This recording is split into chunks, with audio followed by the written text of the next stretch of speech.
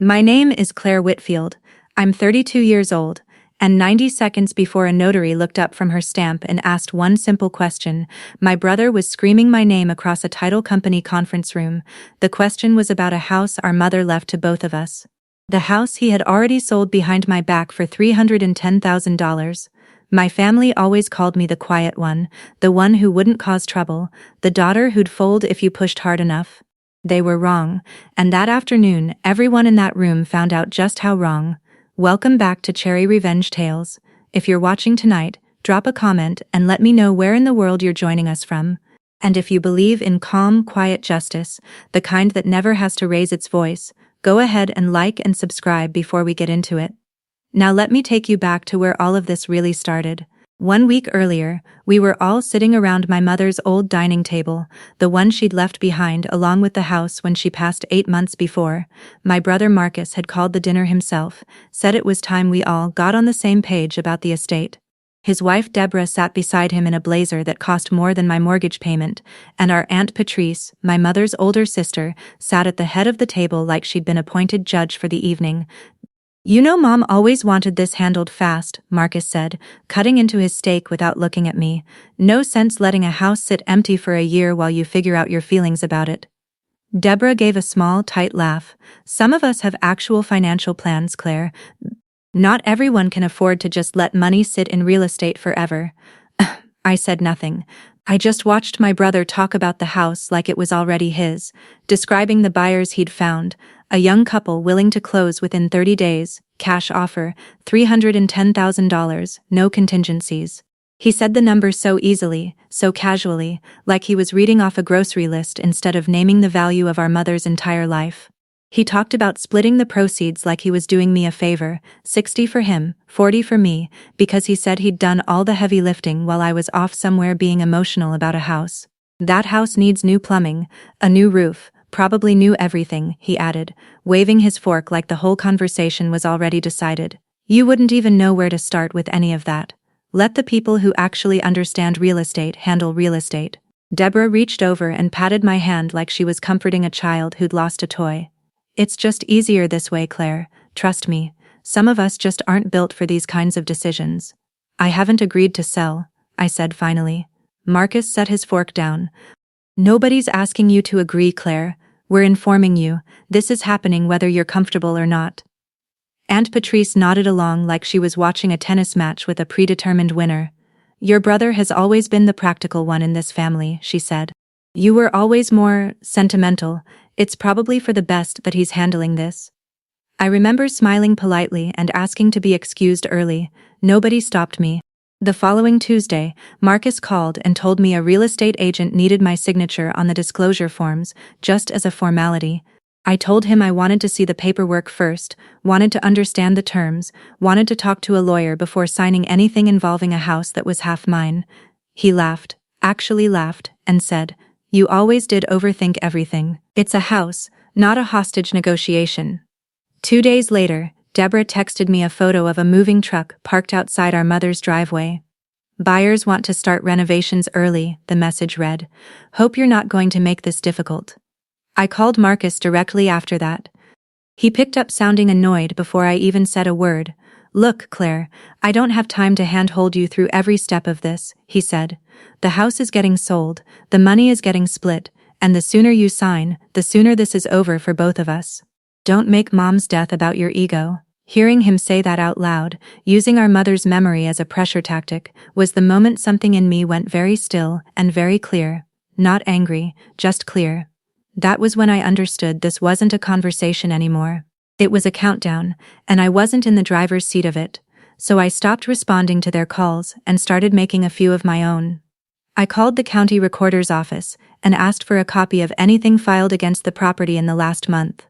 I called our mother's estate attorney, a woman named Rosalind Ferreira, who had handled the will and who I hadn't spoken to since the funeral. And I called an old classmate of mine who now worked as a document examiner for a local law firm, because something in my gut told me to look closer before I let this go any further.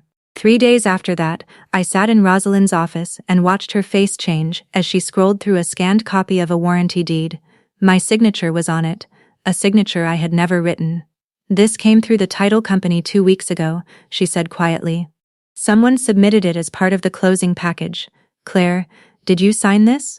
I told her no. I told her I had never seen that document in my life. She sat back in her chair and was quiet for a long moment, and then she said something I've never forgotten. Then someone forged a legal instrument and tried to pass it through an active real estate transaction. That's not a family disagreement anymore, that's a felony. I asked her not to do anything yet. I wanted to see how far Marcus would take this on his own, without knowing I already had proof. Rosalind understood immediately, and she told me something that changed how I walked into every room after that. Closings in this state require a notary to witness signatures in person or verify identity remotely under strict procedure. If your brother is claiming you signed this in front of someone, there has to be a notary attached to it, and that notary put their name and their license on the line for a signature that was never real. That was the piece nobody in my family thought to consider. Not Marcus, who was so used to getting his way that he assumed paperwork was just a formality to push through. Not Deborah, who thought confidence was the same thing as competence. Not even Aunt Patrice, who had spent her whole life mistaking my silence for weakness instead of what it actually was, which was patience. The following week, Marcus called again, this time with an edge in his voice I hadn't heard since we were kids. The buyers want to close Friday, he said. You need to stop being difficult and just show up and sign what needs to be signed. I already signed everything I'm going to sign, I told him, and let the silence after that sentence do whatever work it needed to do. He didn't understand what I meant. He couldn't have. He thought I was finally caving. 2 days before the closing, I met with Rosalind again, and this time she brought in a colleague of hers who specialized in real estate fraud. I also reached out quietly to the title company handling the sale and asked, using nothing but my legal right as a named owner on the property, to attend the closing in person. Nobody objected. Nobody thought to ask why. The morning of the closing, I put on the same navy blazer I'd worn to my mother's funeral, and before I left my apartment, I turned on the small recording device built into my watch, the one I'd bought months earlier for work meetings and never imagined I'd need for something like this.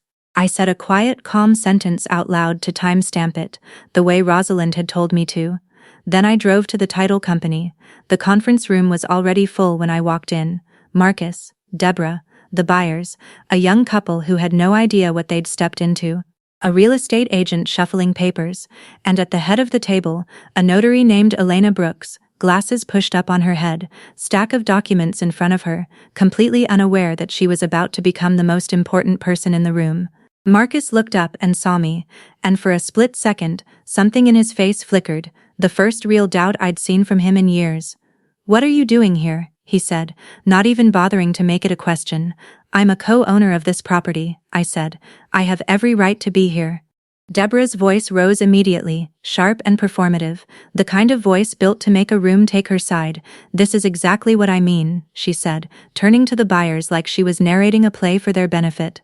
"She shows up at the last minute to cause a scene because she can't handle that Marcus is the one actually capable of managing this family's affairs. You people are all the same," Aunt Patrice added, sitting in the corner with her arms crossed, "always wanting the money without doing any of the work." I didn't argue. I didn't raise my voice. I sat down at the table, folded my hands, and waited. Elena Brooks, the notary, cleared her throat and began walking through the closing documents line by line, the way notaries are trained to do, methodical, unhurried, entirely unbothered by the tension thickening around her. She reached the warranty deed. She looked down at the signature line, then she looked up, first at Marcus, then at me. "I need to confirm something before we proceed," she said, her voice calm and procedural, the exact opposite of everyone else's in that room. "This deed lists a remote online notarization completed 3 weeks ago, under my license number. I have no record of performing that notarization. Can someone explain to me how my credentials ended up on a document I never witnessed?" The room went completely silent. Marcus's mouth opened and closed. Deborah's confident smile cracked at the edges. The buyers looked at each other, visibly alarmed, realizing they were sitting inside a transaction that was quietly falling apart in real time. "There must be some kind of clerical error," Marcus finally said, but his voice had lost every ounce of the certainty it carried a week earlier. Elena Brooks did not raise her voice. She simply set the document down and said, "I take my license very seriously, Mr. Whitfield. I'll be reporting this discrepancy to the State Notary Commission and the title insurance underwriter immediately. Ma'am, she said, turning to me, did you sign this deed? No, I said. I have never seen this document until this morning, and I have the sworn statement from my mother's estate attorney to confirm it. Deborah's composure shattered first. She spun toward Marcus, her voice climbing into something shrill and panicked. You told me she'd already agreed to this. You said it was handled. Was I helping you commit actual fraud? Keep your voice down, Marcus hissed, but it was too late. The buyer's agent was already on her phone.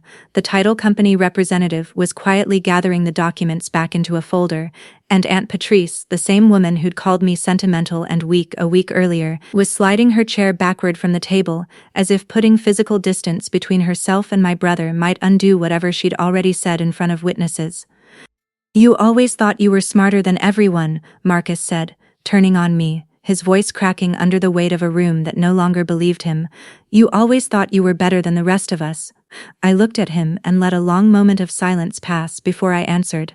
You said I overthink everything, I said quietly. Turns out I just thought ahead. Elena Brooks closed the folder in front of her and stood up. This closing is postponed indefinitely pending investigation, she said. I'd also recommend everyone in this room consult their own attorneys before this meeting continues any further. Marcus didn't say another word. He just sat there, staring at the table, while Deborah gathered her purse with shaking hands and refused to look at anyone. The buyers left first, apologizing to me on their way out, though they had nothing to apologize for. Aunt Patrice left without a word. And I sat there for one more minute, calm, steady, the recording on my watch still quietly running, before I stood up and walked out into the parking lot alone, and for the first time in 8 months, I felt like I could finally breathe. The fraud case moved slowly but surely after that. Marcus faced charges for forgery and attempted deed fraud, and the title company's insurer opened a separate claim against him personally.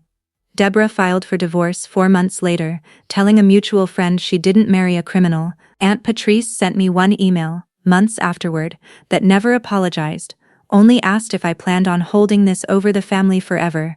I didn't respond. Some questions don't deserve an answer, only distance. If you take one thing from my story tonight, let it be this.